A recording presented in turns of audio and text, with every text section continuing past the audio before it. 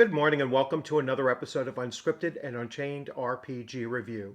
I am Game Master Bloodworth, and as you can see by the graphics, today I'm going to be taking my first look at Marvel Multiverse role-playing game, which was written by Matt Forbeck, and it's really nice to actually hit a different genre on my channel because it's been fairly infrequent that I have gone to the supers genre, and so when I've heard some positive reviews about this game system, and I saw that it was roughly under $40 to get the core rulebook from Amazon, I kind of jumped on it, and I like to take a look at systems that are not just different genres than, let's say, fantasy role-playing games, but also utilize different game mechanics. All right, and so this one is built on the 616 system, which I wasn't as familiar with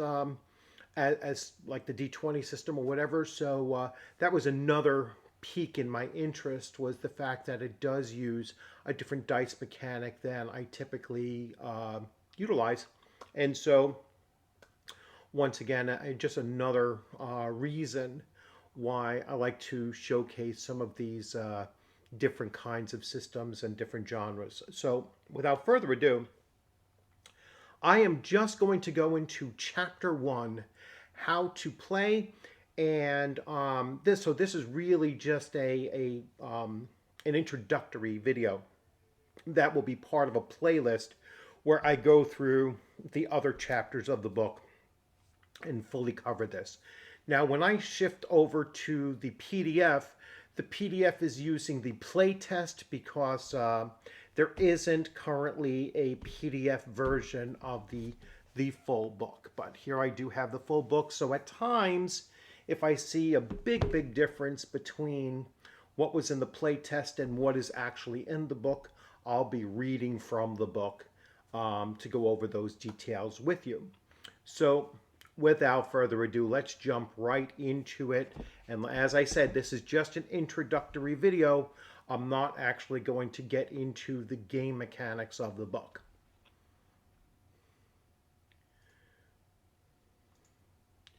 So here we have the playtest rulebook, and I am going to be following along with the actual rule book in front of me as I go through the materials and cross-referencing, like I said, to see if there's any significant difference. And then I will read from the playbook, even though I am the actual book, rather than just relying on the playtest rulebook. So, and one thing I wanted to point out is, so here is the D616 system, which was created by Mike Capps, Matt Forbeck, and John Nee. The writer of this, so the lead writer or total writer is Matt Forbeck, who has actually a very long career in game design, so and very diversified career of game design, working for TSR and on Dungeons and Dragons, and then a whole other slew of other systems and everything that were pretty well known systems as well. So he's also a writer of comic books and everything. So you can really see that he was a great choice for writing this game system here. And I do want to point out that, and I always like to see this, all right, it is really important, I think, for authors of new game systems or new game books and such to give this dedication that you see here, right? So Matt Forbeck dedicates this role-playing game to Stan Lee, Jack Kirby, Gary Gygax, and Dave Arneson. I mean, it's pretty clear, Stan Lee and Jack Kirby, you would certainly expect to see that.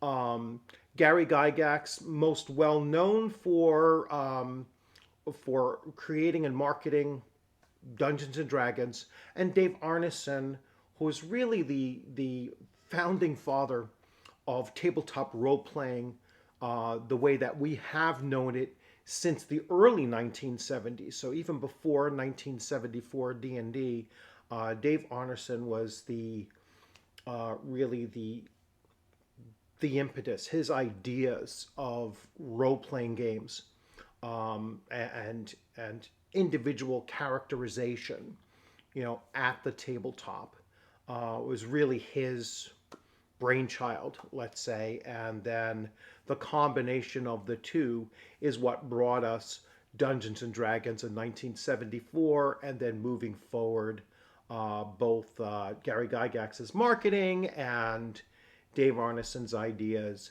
would really make the hobby where it is today. So you have the combination of these two pairings of comic book geniuses and forefathers, and tabletop role-playing geniuses and forefathers coming together. So I really just wanted to point that out.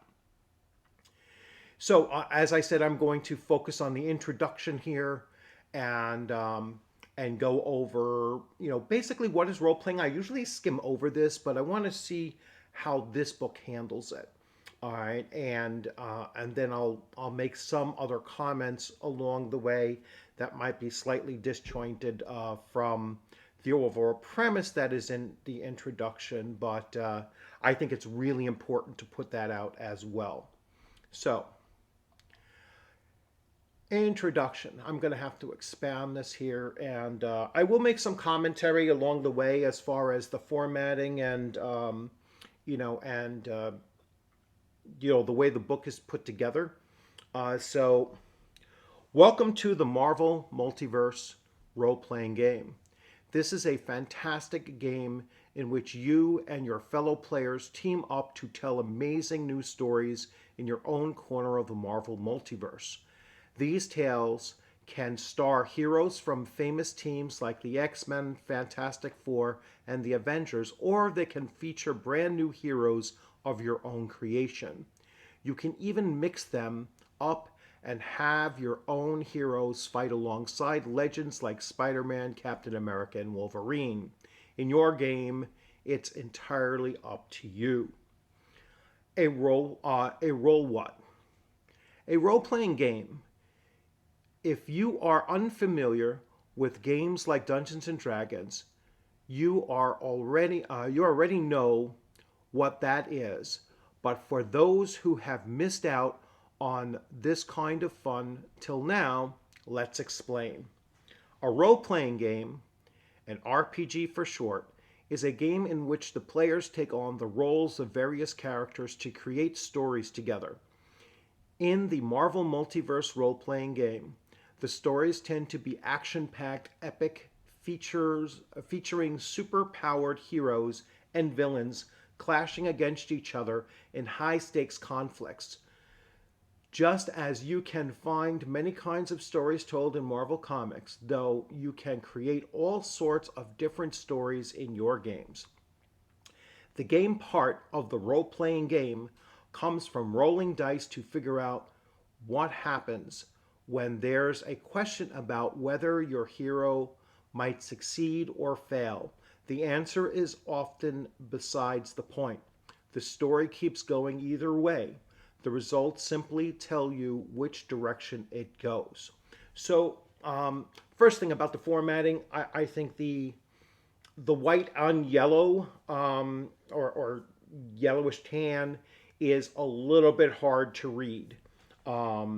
And it's even more so in the book, the way that it is, in the book, the way that it appears is even more difficult than this. Now, having this on the honeycomb doesn't help matters much either. So that's the one negative critique that I have here, is that, formatting wise and just, presentation wise, white on yellow is a little bit difficult to read.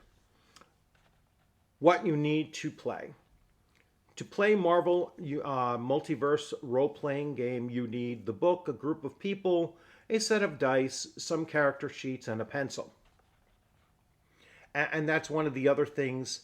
Without a PDF, I'm sure that I could probably go online and find a free character sheet for this. So that's usually not an issue.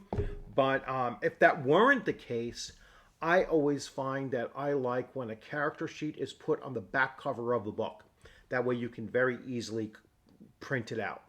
You can just lay it on your screen and you make a photograph of it, or put it on your printer and just print it straight out. So that's another thing that's a bit of an issue that I have. So introducing the book, you're holding it. The group requires at least 2 players, although I can work with as many people as you can gather.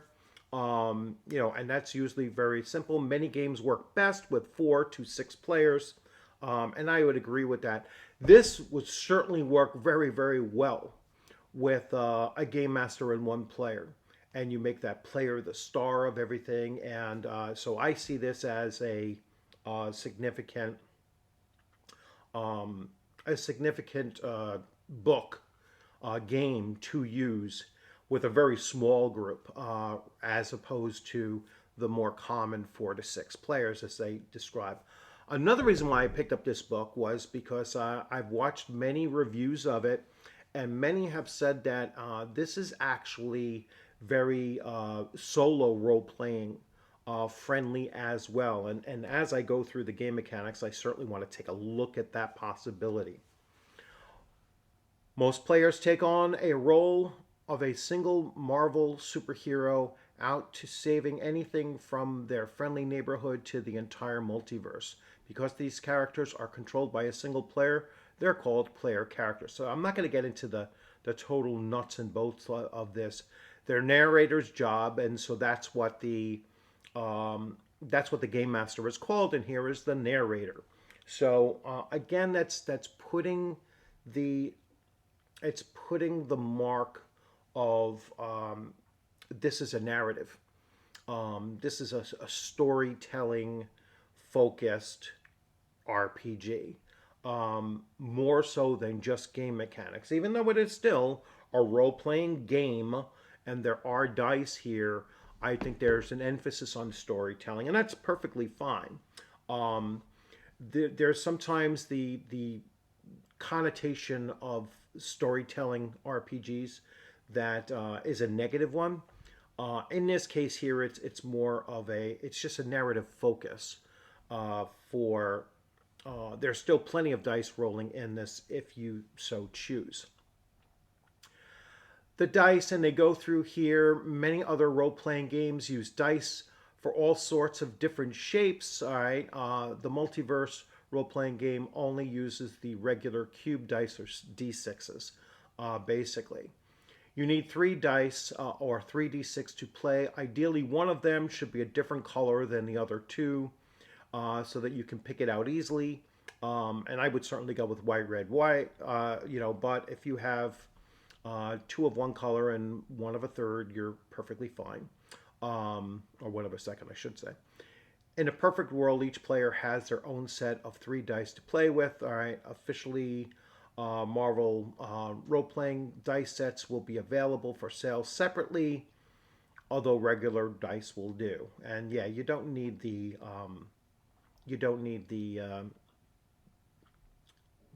actual unique dice for this game system. Character sheets. If you're making your own original hero, you can make a copy of the blank character sheet in the back of this book. You have our permission to make copies of them for personal use. Yeah, when they say the back of the book, it's like you have to bend the crap out of the book just to get a clean copy of the character sheet. That's why I prefer when they put it on the back of the book itself, so that you don't have to bend and, fold those pages over. Pencil, using the book. All right, if you're the narrator, you should read this book cover to cover and do your best to understand how the game works, and I'm going to be walking you through that process as well. Don't worry if you don't understand everything in the game at first. And that's a very, very good point to make for the new game master or new narrator in the system. You do not have to be an expert in every single minor rule. In many cases, you're going to just make a decision on the fly, and then after gameplay, you can go back and double check to see how your ruling matches up with the rules. And you can always modify later. Virtually none of those decisions are going to be make or break. All right.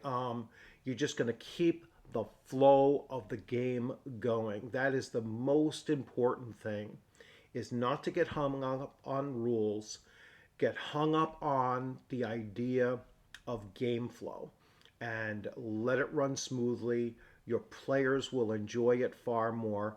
You'll enjoy running it far better.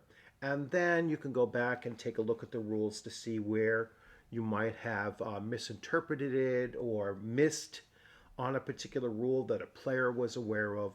And encourage your players to keep this mindset as well. Play it safe, all right? And I'm going to put some caveats here too, all right?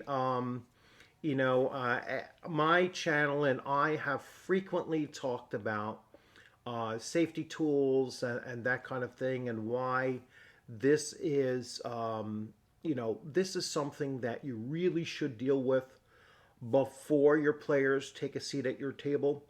And with a superheroes game, you might find that you're running for younger crowds, and so this is understandable. However, if you're dealing with adults, then some of these rules are going to be possibly, or suggestions, I should say, are going to be somewhat unnecessary. Players should always treat each other with respect and kindness. After all, you're playing together to have fun, and that only works if everyone in the group enjoys the game at all times. Well, you're not going to always enjoy the game. It's sometimes there's failure taking place, and so no one enjoys rolling a fumble and then paying the consequences for such. All right. Hopefully your group is experienced enough that they've dealt with this thousands of times, and so they bounce back from it fairly quickly. Same thing with character death. If a character dies, no one's having fun when their character dies. It's how they quickly bounce back from it is what's going to allow for the story to become meaningful, and they'll enjoy that aspect of it. All right, so just bear in mind that fun isn't going to happen every single moment, and you shouldn't expect that, and you shouldn't anticipate that. Be considerate. You and your group can tell all sorts of stories set in the Marvel Multiverse. However, not everyone is always going to want to be involved in the same kinds of stories, especially if it involves realistic violence or horrific elements. All right, you're going to deal with this ahead of time. I always tell my players, or my prospective players, this is the rule book. You can expect that everything that is in this rule book you might do, you might experience, and you might face. All right, so everything about character creation you can do. Everything that the DM or the game master has at his or her disposal, he or she may choose to use. Every villain is someone that you might encounter. All right, every negative possibility is something that you might face. So when I tell especially adults this, then the expectation has already been set. That choosing to sit now is a agreement, a consent for all of those things already laid out for the players before they sit down. If you, as either the narrator or a player, want to do something potentially disturbing or disruptive in a game, you should always be sure to run it by other players first. This can range from anything as simple as rough language all the way up to untimely death of characters. Here I disagree. It's, you set it up ahead of time. Your characters can die in this game. All right, and then that's that's just the way. You don't have to discuss with everyone individually when these things arise. You're just going to say it out front right at the very beginning. And doing so, the narrator shouldn't have to give away any surprises you might be preparing. Just talk about your plans in broad terms, highlighting anything that might be an issue. Um, and I'm fine with that. As long as you're doing it at the very beginning of the very first session or a session zero, and then you shouldn't have to remind adults this again. If you're playing with younger players, you should be especially careful about this. And I agree with that, right? If you're playing with younger players, the rules that you would normally have or the norms that you would normally utilize for adult players are obviously going to change, and they should change. Anyone in the group should be able to veto a suggested proposal for any reason and without any recriminations. The game is best when it's good for everyone. Again, before the game starts, and I disagree with the use of the term veto.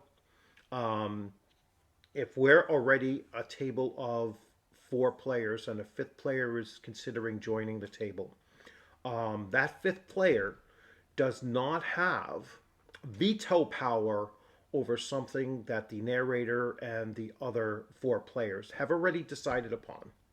Um, they will have to choose whether or not to still sit at the table or move on to a different gaming table that is more attuned to what they're looking for. So I disagree with the term veto, or I'd say only the narrator has true veto power over anything at his or her table, and the players are there for there for the ride, there for the experience, there for the opportunity to play the game that they want to play, but without saying others can't do what they're looking to do for the most part. Sometimes it's hard to tell what might bother another player. You might not think to ask about it ahead of time. And again, we're getting into those safety tools, and this is where they talk about session zero to handle issues of mutual comfort and any others might come up. Many experienced groups of role players schedule a meeting before to talk about these things, and I have no problem at all with session zero. I think that that is where this should take. This is where you're going to establish what game system you're running, what rules you're going to be using, what modifications there might be within it, what is the overall theme and rating. So obviously, Marvel is going to be written at a PG, possibly a PG-13. But I think for the most part, it's going to be PG or even less than that because it is a comic book based role playing game, and particularly on the Marvel Universe, you virtually don't have anything that is beyond PG-13 in the Marvel Universe. So know what you're playing, and kind of keep it within the confines of what that IP really does and looks to do. Now they mention in the actual rule book, they mention safety tools, and I'm not going to get into the core mechanics. So this is where this kind of stops. And in the core rule books, they mention safety tools, and I will switch to that just to go over it. And again, I will switch views here because I'm switching off of that. So Here it says the safety tools. There are a number of different safety tools available that are designed for use with all sorts of role-playing games. Many of these work well with the Marvel Multiverse role-playing game. 2. You can find several of them online for free. By way of example, look at these things. All right, so they have X cards and script chains and consent in gaming, and the TTRPG safety toolkit. Um, Many of these tools, I have, in my own games, I have outright rejected, right? X cards I would not allow at my table. If you're looking for X cards, you will find plenty of tables that allow for them. Consenting gaming, I have torn that to shreds as why I think that is a horrible safety tool to use at your table, because it only empowers the one person at the table over the wants and desires of everyone else at the table. It literally disrupts the entire game flow, and it creates the tyranny of the one over over the rest of the players at the table, including the game master. So, and as I said, I have a full length video on consent in gaming by Monty Cook Games, and I literally tear it to shreds with all of its inconsistencies and it's just bad ideas to be implemented. So now, when I looked at this and I first came across, after I had purchased it, because I didn't read the play test materials before I bought the game. And when I first turned to this, safety tools section, I groaned, right? I was like, oh boy, here we go. All right. But to the defense of this author and this game, I then looked to see how woke is this product, to be perfectly honest with you. And so I went to the character sheet, and on the character sheet, which, like I said, I cannot, I haven't I haven't looked for a PDF version of this yet. I'm sure that there's one out there. Let me find the character sheet in here. And I'm not finding it.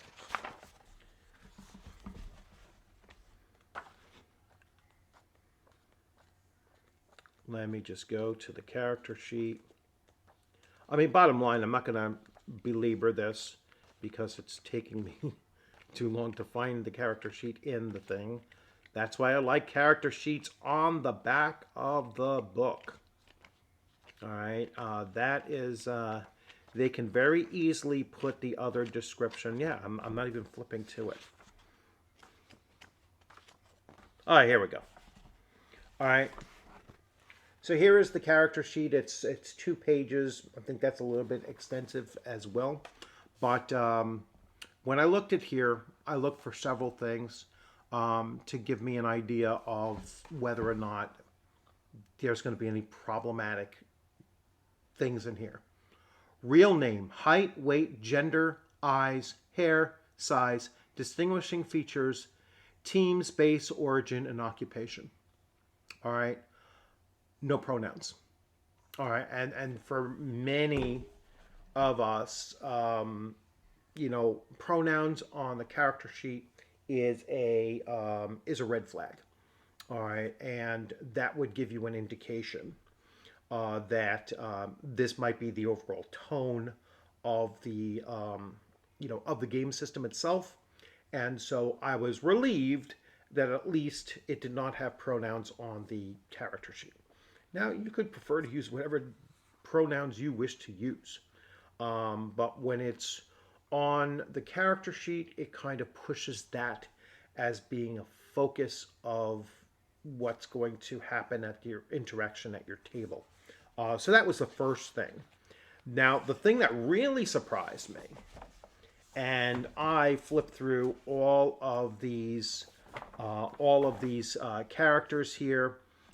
because there are many, many, many characters, Marvel superhero characters and villains as well and such. So when I went through here, I started taking a look, and when I started looking at some of these stats, I started saying to myself, okay, this is interesting and quite surprising, right? So I'll just take one at random. So, leader. All right, so that's this big-headed green guy here. And so his real name is Samuel Stearns, and it goes through his distinguishing features: enlarged cranium and green skin. His gender is male. His size is average. All right, and then I was like, okay, his gender is male, and when I find a, the next one, Misty Knight. So Misty Knight, gender is female, and I looked through virtually all of them, and gender was listed as so Jessica Jones, gender female. Juggernaut, gender male. See what I'm getting to here? Gender and biological sex are using male and female. All right? It is not using man and woman. It's using male and female. And I think that's really important because it is focusing on the IP as was written. It's focusing on gaming. It's focusing on the what is normally considered to be the norm of parlance. At the table when you're talking about your characters. No one is going around identifying, in verbally, when they're describing their character, well, this is their orientation or this is their gender identity or whatever. No one describes themselves as that. It's like, not in a game setting. It just doesn't matter. It's not important for running the game.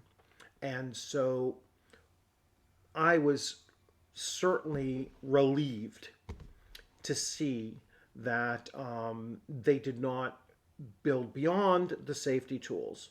They didn't go beyond that point in this game system. So that, if anyone out there is looking and is on the more OSR conservative or independent conservative or, whatever side of the hobby, if you're saying, oh, they have safety tools, that's the full extent of it, is that they have some recommendations for safety tools. And most of them are really more geared towards if you're running a game for younger players, then certainly you should be using safety tools. But the game is written at the PG, or not even a PG-13. It's written at the PG level. So you shouldn't have to worry about any kind of issues of,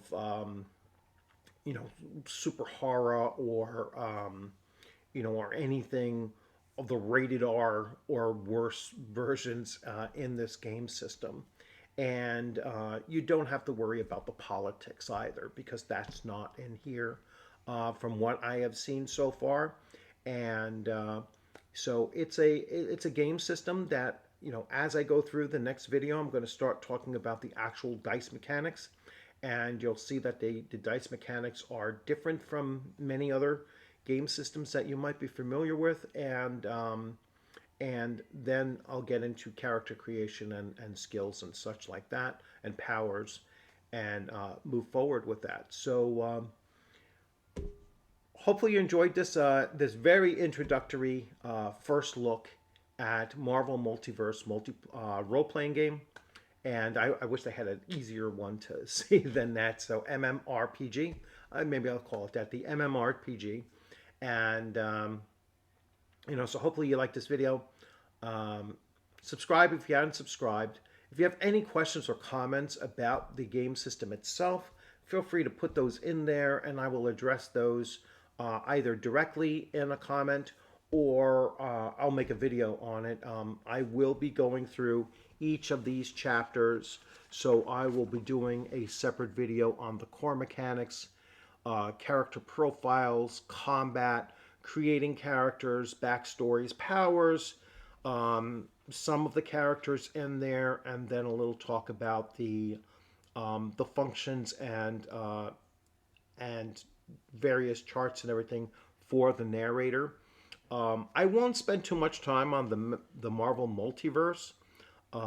It looks like it's more geared towards creating your game, and maybe after I've gone through all of the other core mechanics and such, and some of the functions of the narrator, then I'll talk about actually building a universe of your own around the Marvel Multiverse role playing game. So enjoy the rest of your weekend. I look forward to seeing you on a gaming screen sometime soon, and I look forward to seeing if this starts popping up at gaming conventions and being run. I think from the larger ones, you might actually start seeing this, especially with a younger crowd. And you know, I really can't. I'm looking forward to getting into the dice mechanics, so you can see really how simple the dice mechanics seem to be for this game system. So, have a great rest of your day. Take care.